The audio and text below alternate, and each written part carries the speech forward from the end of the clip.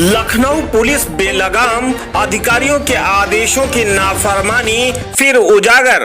लखनऊ मंडल अध्यक्ष डॉक्टर रोशन जैकब के आदेशों की भी उड़ाई जा रही धज्जियां। सरकार की मंशा के अनुरूप काम नहीं कर रहे अधिकारी कर्मचारी। पुलिस की सांठगांठ से अपराधियों का बोलबाला। मामला है राजधानी लखनऊ के सुशांत गोल्फ सिटी थाना क्षेत्र के सरसवा का, जहां पर तिलक राम वर्मा ने एक किता मकान बैंक से लोन लेकर उदय वाजपेयी व राजेश्वरी पत्नी स्वर्गीय नन्हेलाल वाजपेयी निवासीगढ़ राम प्रसाद बिस्मिल्ला पार्क सेक्टर राजाजीपुरम 75 हरदीन राय कोतवाली तालकटोरा लखनऊ से खरीदा था। मकान खरीदते समय पीड़ित को यह नहीं पता था कि वह जालसाजी धोखाधड़ी करने वाले एक गैंग के जाल में फंस रहा है, क्योंकि उक्त विक्रेताओं ने इस मकान को अन्य लोगों के हाथ भी बिक्री के लिए अनुबंध पहले से ही कर रखा था। इस गैंग को तलाश थी तो बस एक शिकार की। तिलक राम वर्मा के साथ धोखाधड़ी जालसाजी करने वाले गैंग ने ही लोन लेने के लिए बैंक प्रतिनिधि से तिलक राम वर्मा का संपर्क कराया था। और ताज्जुब की बात तो यह है कि पूर्व विक्रीत गाटा संख्या पर बैंक ने लोन भी कर दिया। मतलब साफ है, विक्रेता और बैंक प्रतिनिधि जिन्होंने लोन किया है वो मात्र 50,000 रुपए देकर एग्रीमेंट कराने वाले प्रीतम मिश्रा सभी आपस में मिले हुए हैं। पीड़ित का कहना है कि यह एक गैंग है जो सीधे साधे ठगी का काम कर रहा है। पीड़ित तिलक राम वर्मा से भी करीब 37 लाख रुपए की ठगी हुई है, जिसमें 30 लाख रुपए नगद, 5 लाख रुपए की भूमि भवन की लिखाई व करीब 2 लाख रुपए की घर निर्माण सामग्री, कुल मिलाकर 37 लाख रुपए उगताया है। पीड़ित पक्ष ने मजबूर होकर के जालसाजी धोखाधड़ी करने वाले गैंग के विक्रेताओं के खिलाफ सुशांत गोल्फ सिटी में अपनी शिकायत दी। जब पीड़ित की सुनवाई नहीं हुई तो उसने कमिश्नर डॉक्टर रोशन जैकब से न्याय की गुहार लगाई, जिसमें उन्होंने एसएचओ सुशांत गोल्फ सिटी को एफआईआर दर्ज करने का साफ आदेश दिया था।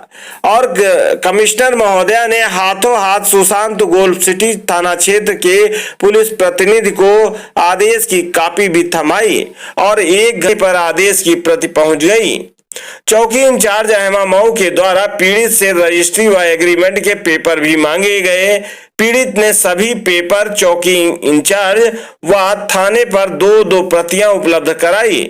इसके बावजूद भी आज तक मुकदमा दर्ज नहीं हुआ, बल्कि पीड़ित को पुलिस यह समझाती रही कि मुकदमा दर्ज कराकर क्या करोगे। पुलिस लगातार समझौते का दबाव बनाती रही। मतलब साफ है कि पुलिस उक्त गुंडे, भूमाफियाओं और अपराधियों के साथ सांठगांठ में जुट गई है और मामले को दबाने की कोशिश कर रही है। पूछने पर बताया जा रहा है कि अलग से रिपोर्ट बनाकर जांच करके भेजी जा रही है। अब यह जांच किसको भेजेंगे और क्या जांच कर रहे हैं, यह तो सुशांत गोल्फ सिटी थाने की पुलिस ही बता सकती है। फिलहाल इस घटना में सरकार की मंशा के विपरीत काम होता साफ नजर आ रहा है। वहीं मंडलायुक्त जैसे वरिष्ठ अफसर के आदेशों की नाफरमानी भी साफ दिख रही है। पहले हम दिखाते हैं मंडलायुक्त महोदया डॉक्टर रोशन जैकब, जिन्होंने पीड़ित पक्ष से बात की और उनकी बात सुनने के बाद जो आदेश दिए हैं, हम पहले उसे सुनते हैं।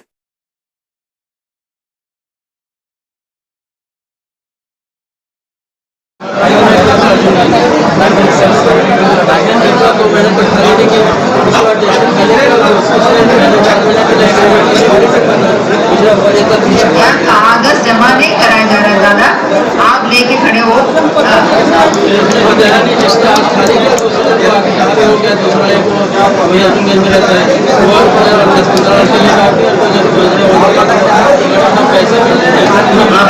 एफआईआर दर्ज कराया, थाने में रिपोर्ट दर्ज कराइए धोखाधड़ी का।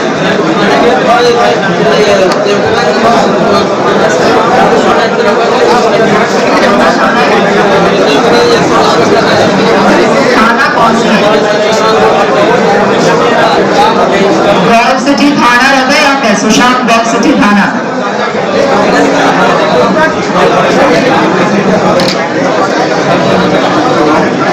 आप लोग शांत हो जाइए, पीछे कृपया आपस में बात मत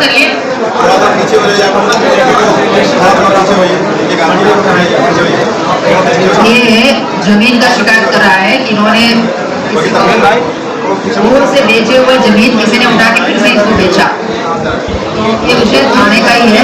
ये 420 में मुकदमा दर्ज कराना चाहती है, FIR दर्ज कराइए। ठीक है, आप पहले FIR दर्ज कराइए जिससे कि इनकी जांच शुरू हो। जो भी डेवलपर है उसके खिलाफ दर्ज कराइए। आप बात करके आपने देखा और सुना कि FIR दर्ज करने के 7 दिशा निर्देश दिए गए हैं, लेकिन पीड़ित अभी भी थाने के चक्कर लगा रहा है और आज तक FIR दर्ज नहीं हुई। मतलब कि उच्चाधिकारियों के आदेशों की नाफरमानी साफ देखने को मिल रही है। प्रकाश में आया है।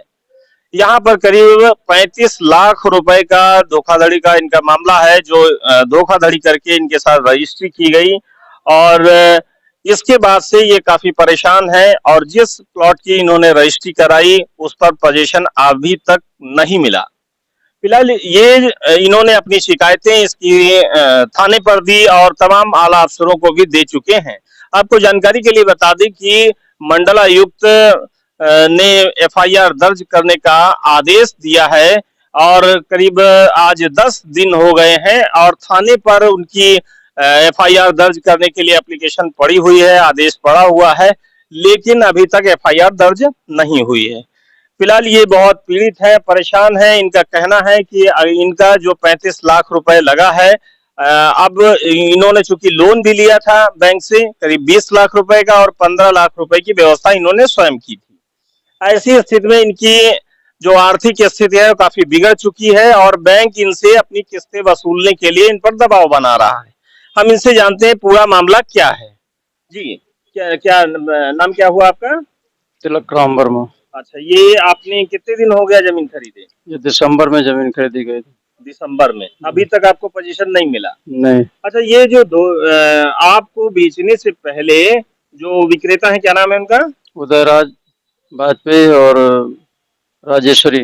अच्छा, तो इन्होंने कई लोगों को जमीनें अपनी बेच रखी हैं? मेरे बेचने से पहले इन्होंने 4 महीने पहले किसी को रजिस्टर्ड एग्रीमेंट कर रखा था, जो मुझसे तथ्य छुपाया गया। छुपाया गया जी। अच्छा, जो बैंक, चूंकि बैंक अगर कोई लोन करता है तो वो पहले सारी जानकारी ले लेता है कि आखिर वो उसकी जमीन है या नहीं है, क्या स्थिति है। ऐसे स्थिति में बैंक ने आपको लोन देने के लिए कितना समय लगाया? बैंक ने मुझे कम से कम 2-2.5 महीने दौड़ाया और मुझसे सारे डॉक्यूमेंट्स मेरे लिए और जिसकी प्रॉपर्टी है सेलर से उससे भी लिया और सेलर ने ही जाकर के मुझसे बैंक से कांटेक्ट करवाया और ये बैंक वालों ने मिलकर के फाइनेंस किया। फाइनेंस होने के बाद हमने रजिस्ट्री करवाई। रजिस्ट्री करवाने के बाद जब हम उस पर कब्जे के लिए गए तो वहाँ पर कंडीशन दूसरी थी। और जैसे कि मुझे जानकारी है कि अगर बैंक कोई लोन करता है तो आपकी प्रॉपर्टी की पूरी जांच कर लेता है और इसके बाद ही उस पर कोई लोन करता है। ऐसी स्थिति में अगर 2-2.5 महीने बैंक ने आपको उसकी जांच के लिए लगाया समय, यानी कि क्या आप कहेंगे बैंक ने भी आपके साथ कुछ मिली भगत की उन अपराधियों के साथ? जी, अब ये पूरी सांठगांठ है अपराधियों की, जो सेलर है और जो ये क्या नाम एग्रीमेंट करने वाला और जो ब्रोकर जिसने मकान दिलवाया है, और ये बैंक वाले सारे लोग मिल करके मुझे फंसाए हैं। क्योंकि अगर जांच करके अगर ये बता देते कि पहले से उस पर एग्रीमेंट है तो हम उस प्रॉपर्टी को नहीं परचेज करते। क्या आप ये कहना चाहेंगे कि जो इसका विक्रेता है और जिसको इन्होंने एग्रीमेंट किया है और उन्होंने ही आपको बैंक का जो भी कर्मी है उनको बुलवा करके आपसे मिलवाया था, ऐसी स्थिति में क्या कहेंगे ये पूरा गैंग है जो लोगों से ठगी करने का काम कर रहा है? जी, हम तो यही कहेंगे क्योंकि मुझे अपना पोजीशन दिया जा रहा है और बैंक वाले मुझे अलग परेशान कर रहे हैं। आकर के मेरे यहाँ कई बार रोज फोन करते रहो, हम कहते हैं कि अगर मेरा पैसा नहीं दोगे तो हम तुम्हारे खिलाफ FIR दर्ज करेंगे। मानना मुझे प्रॉपर्टी मिली है और ना मुझे कहीं से पैसे मिल रहे हैं। हम बताइए बैंक का पेमेंट कहाँ से चुकाएं? मतलब बैंक ने भी आपके साथ कुछ न कुछ फ्रॉड चीट किया है और जिन्होंने बेचा उन्होंने फिर फ्रॉड चीट किया है। दूसरी बात यह है कि जो आप एक तरफ 35 लाख रुपए खर्च करते हैं, दूसरी तरफ 50,000 रुपए का मात्र एग्रीमेंट लेकर के उस पर काबिज है। ऐसी स्थिति में एक क्या कहेंगे, सभी की मिली भगत है? सभी की मिली भगत है और ये मेरे साथ 420 का केस सेलर ने किया और सब लोगों ने मिलकर के मुझे फंसाया। क्योंकि ये मेरे हिसाब से दायित्व बैंक का बनता। जब उनको जांच के लिए पूरे पेपर दिए गए 2-2.5 महीने उन्होंने मुझे दौड़ाया। उसके बाद उन्होंने लोन सेलेक्ट किया और उसके बाद तब हमने प्रॉपर्टी परचेज की और प्रॉपर्टी परचेज करने के बाद मुझे जब वहाँ कब्जे लिए तो मुझे ज्ञात हुआ कि कोई 50,000 रुपए लेकर के उसको पहले से एग्रीमेंट पार्टी ने कर रखा, तो वो आकर के उसने अपना दावा किया और मुझे वहां से जो 10-20 लड़के लेकर के आए और अपना वहां से मुझे भगा दिया और बोले कि हमने एग्रीमेंट करा, तुमने कैसे ले लिया और जाके तुम इससे लड़ो। उसके बाद में हमने ये कंप्लेन जिससे हमने पर्चा की थी उसको मैंने बोला, तो उन्होंने बताया कि हम अगले से हम बात करके हम आपको मकान का कब्जा दिलवा देंगे। और ये उन्होंने मुझे टालते टालते 6 महीने से दौड़ा रहे हैं, ना मुझे कब्जा दिला रहे हैं, ना मुझे पैसे दे रहे हैं। और ऐसे हमारा लमसम 35 लाख रुपए 30 लाख रुपए का प्रॉपर्टी परचेज की और 5 लाख रुपए उसकी लिखाई पड़े हुए और 1.5-2 लाख रुपए का अन्य उसमें सामान वगैरह, वो सारे मेरे पैसे और सारे पैसे इधर उधर सुधार लेकर के हमने एडजस्ट किए थे, जो कि मुझे ऐसी जगह पे ला के फंसा दिया है कि मैं पैसे बैंक का कहाँ से दूं। बैंक मुझे तंग कर रही है, ना मुझे प्रॉपर्टी मिली है, वैसे में मुझे न्याय चाहिए। और जब भी थाने जाते हैं तो वहाँ पर मेरी FIR भी नहीं की जाती, दौड़ा जाता है कि अभी जांच चल रही है, अभी जांच चल रही है। हमको लग रहा है ये थाने वाले लोग भी मिल करके ये सब मुझे परेशान करने में जुटे हुए, ताकि कोई हमें न्याय नहीं दिला रहा है। अच्छा, ये 36-37 लाख रुपए करीब आपका अभी तक इस पर एक्सपेंसेस हो चुका है। जी। ऐसी स्थिति में अब जब एक यहाँ मंडलायुक्त महोदया ने आदेश किया था 15 तारीख को, जी जी और आज 25 तारीख हो गई, मतलब ये 10 दिन हो गए हैं जी। और 10 दिन में अभी तक FIR नहीं दर्ज हुई। जी, अभी तक FIR भी दर्ज नहीं हुई और मुझे जांच के लिए बुलाया भी। हम वहाँ चौकी भी गए, थाने भी गए, आज भी गए, और यही कुछ न कुछ बहाना बना करके वो टाल दे रहे हैं। इसका मतलब क्या कि वो ऊपर ये मैडम जी का भी आदेश फॉलो नहीं कर रहे हैं, और हम ऐसे में और लोगों की क्या सुनाई होती होगी जब ऊपर के आदेश का अगर थाने वाले पालन नहीं करते तो हम लोगों का क्या होगा। अच्छा, आपने इसकी जितनी रजिस्ट्री और एग्रीमेंट के सारे पेपर थाने पर सौंपे? जी जी, ये पूरे पेपर पहले से ऑलरेडी हमने दे रखे हैं और बाद में भी दे आए। उन्होंने FIR लिखने के लिए भी हमने दरोगा से ने हमसे पूरे पेपर लिए कि जाइए ठीक है आपकी FIR लिख जाएगी, लेकिन उसके बाद में भी कोई सुनवाई नहीं हो रही। तो आप ये देख रहे हैं, राजधानी लखनऊ का मामला है, सुशांत गोल्फ सिटी थाना का, जहां पर अपराधियों के साथ इनका कहना है कि पुलिस सांठगांठ करने में जुटी है। फिलहाल मंडलायुक्त महोदया का जो आदेश है वो करीब 10 दिन पहले हुआ था और अभी तक FIR दर्ज नहीं की गई है। मतलब साफ है कि पुलिस अपराधियों को बचाने में जुटी है और उच्चाधिकारी के आदेशों की नाफरमानी साफ देखने को मिल रही है। मैं पवन कुमार गुप्त, स्राज न्यूज, लखनऊ। ये मुंड्रा नस्ल की भैंस है जिसकी कीमत 1,20,000 रुपए रखी गई है। जो भाई लोग खरीदना चाहते हैं संपर्क करें केवट डेयरी, नारे पार, गंगागंज, लखनऊ। ये भैंस HF नस्ल की है और इसकी कीमत 1,05,000 रुपए रखी गई है। जो भाई लोग खरीदना चाहते हैं संपर्क करें केवट डेयरी, नारे पार, गंगागंज, लखनऊ।